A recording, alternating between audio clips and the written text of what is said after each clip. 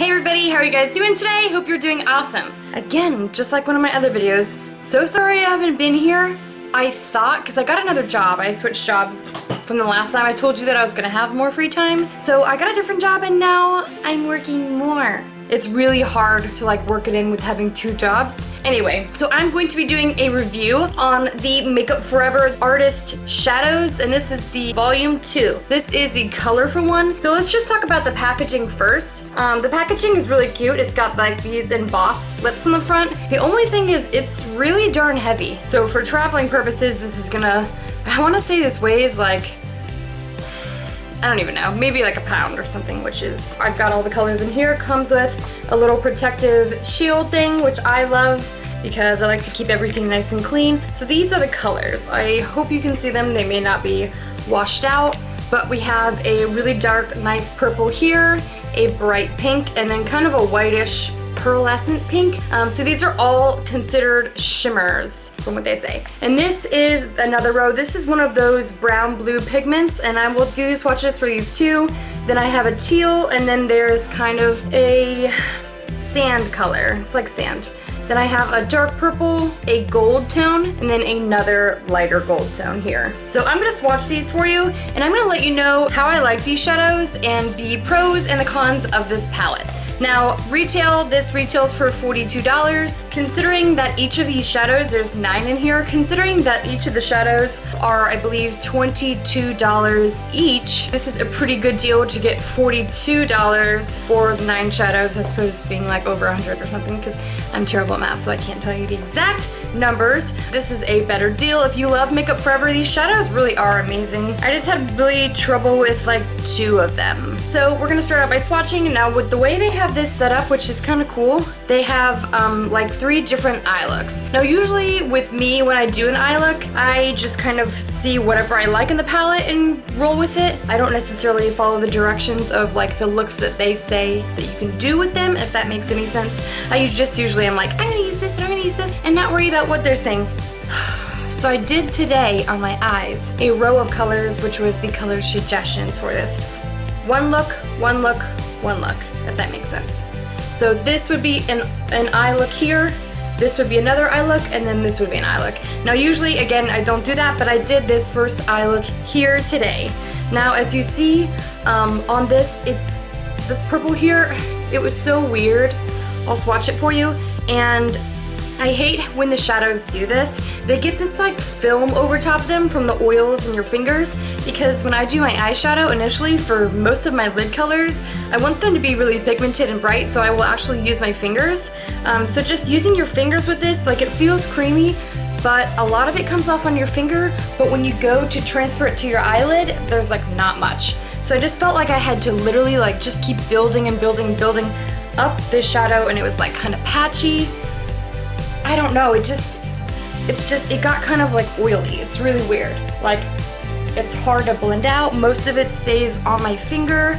Now with the pink one, as you can see, this one is like chipped and like breaking up. So I was like, okay, no fingers. I won't use my fingers when I go to do the pink one. So I'm like, okay, I'll use a brush, because I just blended the pink into my crease, and then I had the purple all over my lid. So I'm like, okay, you know, it'll be all right. So I started to pick it up and stuff. I mean, the color goes on, but I just, again, with the purple, I just felt like I had to keep building it and building it. It's almost like I'd put the color on, it'd be nice and bright, and then it would like absorb or something, and then not be as bright anymore. So this one, I just had to like keep rubbing into, and now it's starting to like crumble in a weird way, because I guess the shadow is really moist. But even this one has a little bit more of a shiny look to it. It's still just, they're not super pigmented. Most of it stays on your fingers, which is really disappointing. This purple was just like, ugh. And it's not even shimmery at all. Like this, I would say would be, it's not matte, but it's like a weird, just like almost glossy. I don't know. I'm not loving these 2 colors. This top color here, this was a really, really nice, super pigmented, really beautiful to blend out. This one is super awesome, but these 2 are just like bad. But these colors together ended up being really pretty. I ended up taking a purple Sephora liquid liner and doing a purple line, and then not using the purple in here, I ended up using my Urban Decay Electric Palette Purple. on top of the wings, so it's a little bit darker. The next color down here, this is again one of those blue-brown pigments, and I did a look with these 3 colors the other day, and this looks super beautiful like on my finger, but when I was like blending it into the crease and stuff, it just kind of looked gray. I just need to put this like all over my eyelid. It just needs to be an eyelid color. It's more of like a really dark brown. Whatever. Okay, so this next color is a really pretty like turquoise blue. Now this one is really pigmented. I used this on my eyelid. It was fine. Not like these two. It was fine. It was awesome. So that one is super pretty, very pigmented. So this sand color, this was really nice. I also put this on my eyelid and into the crease. It's really beautiful. But this sand color, it totally looks really great on the inner corner. I like to do a really bright inner corner and then bright under my brows. So this was great for that, though it's not stark white like I usually use, so it's nice to have it a little bit darker. Has a little bit of a like glitter tone to it, but it's really, really pretty. I like that one a lot. And then so for the last row, this is the only 3 colors I have not fiddled with yet. I will definitely be doing a tutorial with these. If you guys want to see like a certain row or a certain color pattern, let me know and I will do it for you. I just, you know, have been like busy. This last row, we'll go ahead and touch them. This is a light gold. This is really, really pretty too, just like a hair warmer than this tone right here. Both really, really pretty. No glitter in this one. This one's just more of a like pure satin, you know, gold tone. So this last color here, or the second to the last color, this one is a really nice medium gold tone. Super beautiful, super pigmented. Like really you can't, any of the shimmer golds and most brands end up turning out really great. So this one is super beautiful. As you can see, really nice and pigmented. This would be totally beautiful like on your lid and in your crease.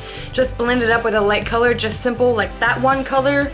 And some like mascara and you'd be rocking a beautiful gold goddess eye. Just saying. But this is a really dark, that's super dark, cool toned purple.